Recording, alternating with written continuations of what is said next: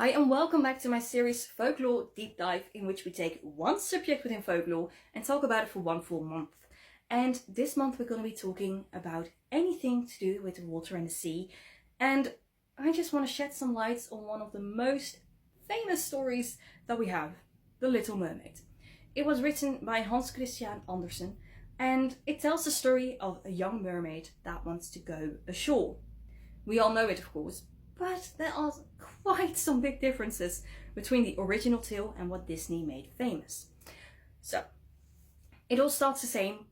The Little Mermaid turns 16 and she is allowed to go ashore. She swims up to the surface, sees a prince, falling off a ship, saves him, falls in love. And she wants to go back to him. So she meets up with a sea witch and makes a deal.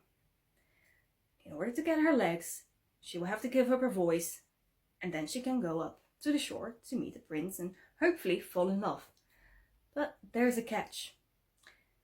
The potion that she drinks in order to gain legs actually really hurts.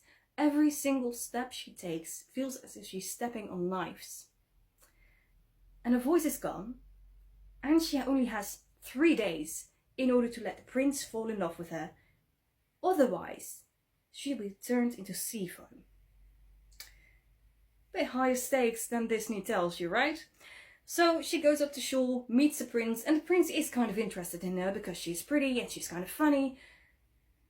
But she's not quite his type. And at one point he goes, in those 3 days, and the second day he goes out to a neighboring kingdom and meets the princess who actually found him lying on the beach. They fall in love and they announce to get married. And the Little Mermaid is heartbroken. Now her sisters, they've known what has happened and they also made a deal with the sea witch. They exchanged their long hair for her to give them a knife, and with that knife the Little Mermaid can actually kill the prince. And if she does that, she is allowed to go back to the sea and live her life as a mermaid. Now you must know that the Little Mermaid really loved the prince. So, on her last day, she stood above him, ready to plunge that knife in, but she couldn't. She loved the prince too much. So she went back to the sea, stepped in, and disappeared into the sea foam. And that's the true story of the Little Mermaid.